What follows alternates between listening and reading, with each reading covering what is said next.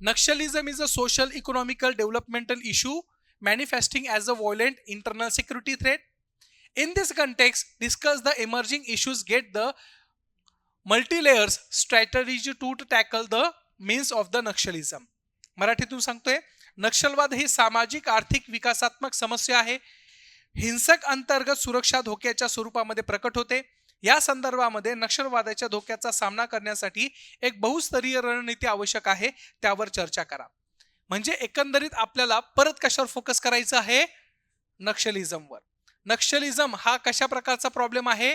Social, economical आणि developmental issue आहे. आणि त्याच्यामुळे कशाला प्रॉब्लेम क्रिएट होतोय? Internal security. मग पहिल्या याच्यामध्ये सब क्वेश्चन मध्ये तुम्ही काय मेन्शन करणार आहे? कसा प्रॉब्लेम निर्माण होतोय ते तिथं स्पष्ट करा. दुसरी गोष्ट, त्या स्वरूपाच्या बाबतीमध्ये आपल्याकडं ह्या सगळ्या गोष्टीला ऍड्रेस करण्यासाठी मल्टीलेअर स्ट्रॅटेजी काय आहे? मल्टीलेअर म्हणजे काय? भारत सरकारने काय काय पद्धतीने त्याला डील करण्याची कॅपॅसिटी बिल्ड केलेली आहे. मल्टीलेअर मध्ये, सिंगल लेअर मध्ये नाही, फक्त कायदा सुव्यवस्था करणारे कायदे चांगले करा नाही, मल्टिपल लेअर मध्ये आपण कामं करतोय. कायदा सुव्यवस्था पण करतोय, संवाद पण साधतोय, डेव्हलपमेंट पण करतोय, सगळ्या गोष्टी त्यांना विश्वासात घेतोय, मल्टी लेअर मध्ये काम करतोय. मग ती स्ट्रॅटेजी काय आहे की ज्याच्यामुळं आपल्याकडे काय कमी होऊ शकतं? नक्षलिझम. म्हणजे तुम्हाला दोन गोष्टी सांगायच्या आहे. पहिली गोष्ट, प्रॉब्लेम काय आहे तो समजून सांगा, आणि सोबतच याला कमी करण्यासाठी जी मल्टी लेअर स्ट्रॅटेजी आहे, बहुआयामी असलेल्या गोष्टी आहे, त्या मेन्शन करा. एका क्वेश्चन मध्ये किती लपलेलं क्वेश्चन आहे? 2 क्वेश्चन आहे. लोकस फोकस बघूया. नक्षलवाद एक सामाजिक आर्थिक विकासात्मक समस्या आणि त्या स्वरूपाच्या बाबतीमध्ये त्याचे जे काही प्रॉब्लेम्स आहे ते सॉल्व्हिंग कशा पद्धतीने करतोय आपण ते मेन्शन करायचंय. आता या बाबतीमध्ये प्रस्तावना काय असेल बघा. आता प्रस्तावनेमध्ये सरळ सरळ मी तुम्हाला सांगतोय की इथं डेफिनेशन लिहायची सुरुवात करायची. कशाची? नक्षलिझमची. पण डेफिनेशन लिहिता वेळेस तुम्हाला प्युअरली नक्षलिझमची डेफिनेशन नाही लिहायची.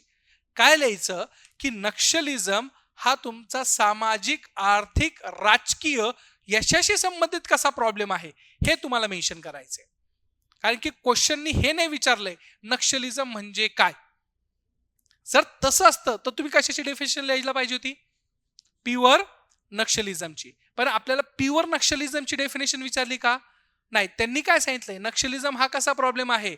सामाजिक, आर्थिक अशा प्रकारचा आहे. मग तुमची डेफिनेशन अशाच पद्धतीने असायला पाहिजे. बघा, भारतातील नक्षलवाद किंवा डाव्या विचारसरणीचा अतिरेकपणा हा खोलवर रुजलेला कृषी संकट, भूमिहीनता, गरिबी, आदिवासी समुदायाचं दुर्लक्ष याच्यापासून काय होतोय? उद्भवतोय. ज्याच्यामुळं अंतर्गत सुरक्षतेला धोक्यांना काय होतोय? निर्मिती होतीये. भौगोलिक प्रभाव कमी झाला असला तरीही चळवळ तंत्रज्ञानाचा वापर करून मुख्य क्षेत्रांमध्ये एकत्रित होताना दिसून येते आणि परत सुरक्षा आव्हानावर काय होत आहे? परिणाम करताय.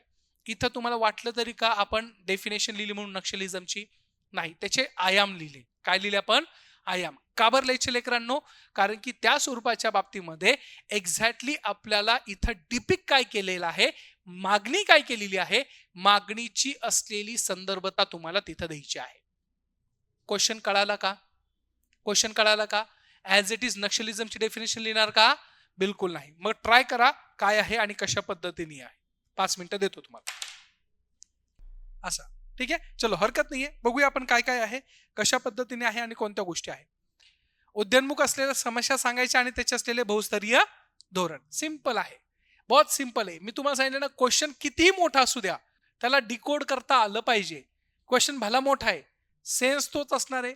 प्रॉब्लेम काय आणि त्याच्या सोल्युशन्स काय, बस एवढंच लिहायचंय. काय असणार आहे? काय समस्या आहे? तांत्रिक आणि अत्याधुनिकता हा सगळ्यात मोठा प्रॉब्लेम आहे नक्षलिझमच्या संदर्भामध्ये. तांत्रिकता आणि अत्याधुनिकता आहे. उद्योन्मुख म्हणजे काय? नवनवीन समस्या काय समोर येते आपल्याकडं. बेसिकली आपल्याकडं नक्षलिझम आता जुन्या पद्धतीचा गेला. आता नक्षलिझम कसा आहे? नवीन फॉर्म मध्ये आहे. कसा आहे? नवीन फॉर्म मध्ये आहे. मग अशा वेळेस आपल्याला ही कारण पण सांगता वेळेस उद्योन्मुक्त असलेल्या समस्यांचं तुम्हाला कारण द्यावं लागतं. मग अशा वेळेस काय आहे? तांत्रिक अत्याधुनिकता आहे. शहरी विस्तार होतोय. कालच आपण शिकलो काय म्हणतात त्याला? शहरी नक्षलवाद आहे. नवीन अशा प्रकारचा नक्षलिझमचा प्रॉब्लेम्स फेस करतोय आपण इंडिया. त्याच्यानंतर काय आहे? डिजिटल डिव्हाइसचे काय होत आहे? शोषण होत आहे. म्हणजे तुमच्या असलेल्या डिजिटल डिव्हाइसचा काय केला जातोय? वापर केला जातोय. आज आपण म्हणतोय ना की नक्षलिझम पेरण्यासाठी तुम्हाला भाषणं करायची गरज नाहीये. सोशल मीडियावर एक पोस्ट टाकून द्या, नक्षलिझम तयार होतोय. अवेअरनेस क्रिएट केला जातो ना लोकांमध्ये. आज काय भीषण परिस्थिती आहे इराणमध्ये, बांगलादेशमध्ये, नेपाळमध्ये. उद्या चालून भारतामध्ये झालंच तर कशाचा आधार घेतला जाईल? ह्याच गोष्टीचा आधार घेतला जाईल ना. लोकांमध्ये चुकीच्या माहिती पसरवणे हे सगळं असणार आहे. मग अशा पद्धतीने डिजिटल डिवाइडचे असलेले काय आहे, शोषण आहे. सोबतच पर्यावरणीय काय आहे, संघर्ष आपल्याला तिथं दिसून येते. हे नक्षलवादाचे असलेले नवनवीन फॉर्म आहे आपल्याकडं. मग याच्यामध्ये पर्यावरणीयही त्या प्रकारचा संघर्ष आपल्याला दिसून येतोय. सोबतच आंतरराज्य समन्वयातील काय आहे, तफावत आहे. आपल्या राज्यामध्ये कोऑर्डिनेशन आहे का, नाहीये. महाराष्ट्रामध्ये नक्षलिझम पसरतोय, पण तो त्या प्रकारचा आंध्र प्रदेशच्या आपण कॉन्टॅक्ट केला की अरे नक्षलिस्ट लोक आहे का तिथं, ते म्हणतात आम्हाला काय घेणं देणं.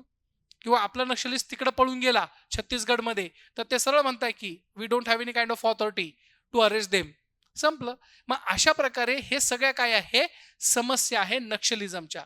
पारंपरिक स्वरूपातले असलेले जे तुम्ही उत्तर लिहिलेले ते बरोबर आहे, परंतु त्यासोबत ह्या गोष्टी काय झाल्या पाहिजे, त्याच्यामध्ये ऍड झाल्या पाहिजे. येतं लक्षात हे. मग अशा पद्धतीने तुम्हाला त्या सगळ्या गोष्टी तिथं मेन्शन करता आल्या पाहिजे.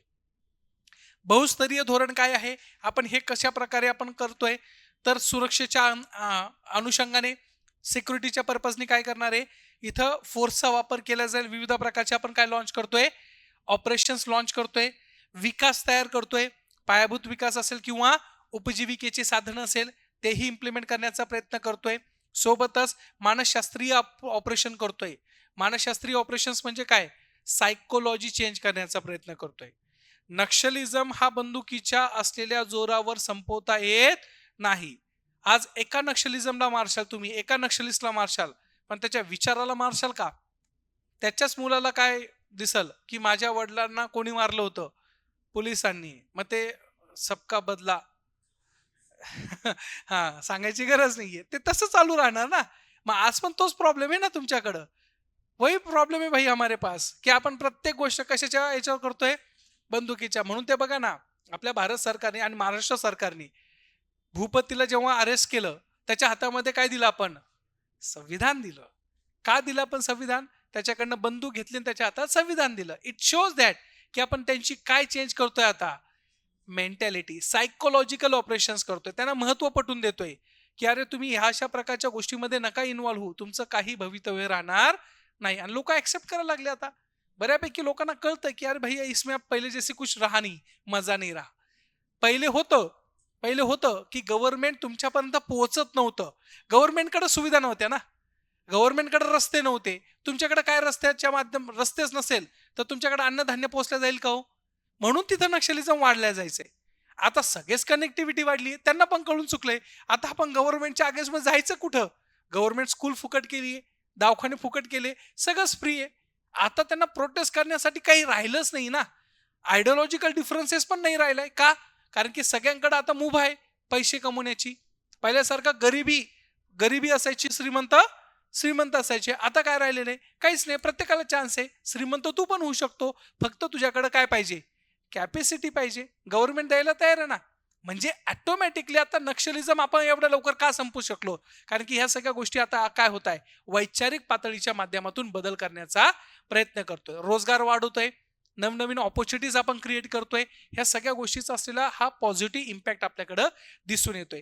अजून काय आहे आपल्याकडं, तंत्रज्ञान आहे आणि आंतरसंस्था काय करतोय, आपण समन्वय साधण्याचा प्रयत्न करतोय.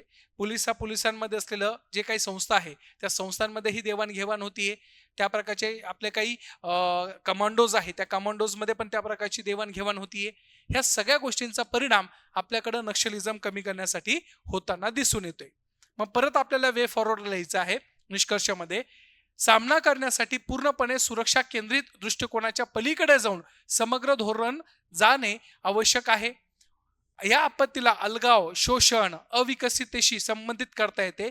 लक्षित विकास, सर्वसमावेशक प्रशासन, मानसिक संपर्कासह मजबूत सुरक्षा उपायाचे संयोजन करून आपण काय करू शकतो, याला डील करू शकतो. आलं लक्षात. मग अशा पद्धतीने ज्यावेळेस आपण बघतो तर त्यावेळेस आपल्या लक्षात येते की हे सगळे प्रॉब्लेम्स आपण सॉर्ट आउट करू शकतो नक्षलिझमच्या बाबतीमध्ये. आलं लक्षात. हे इथपर्यंत थांबायचं. मग आपण बाकीचे असलेले क्वेश्चन्स आता तुमच्याकडे दिलेले आहेत, तुम्ही लिहिण्याचा काय करा, त्याच्यामध्ये प्रयत्न करा. ठीक आहे, चलायचं, थांबायचं मग इथं आपण. चलो, थँक्यू सो मच. बरं, व्यवस्थित अंडरस्टँड होतंय का तुम्हाला? स्ट्रक्चर फ्रेमिंग जमल आता. फक्त तुम्हाला सांगितलं ना, ब्रेन स्ट्रोमिंग करा. जास्त तुम्हाला जेवढं काही आठवल ना तेवढं लिहिण्याचा प्रयत्न करा. कारण की तुमची उत्तरं मी बघतोय, खरंच ऑन ट्रॅक आहात तुम्ही. फक्त त्याला थोडंसं फर्निश करा.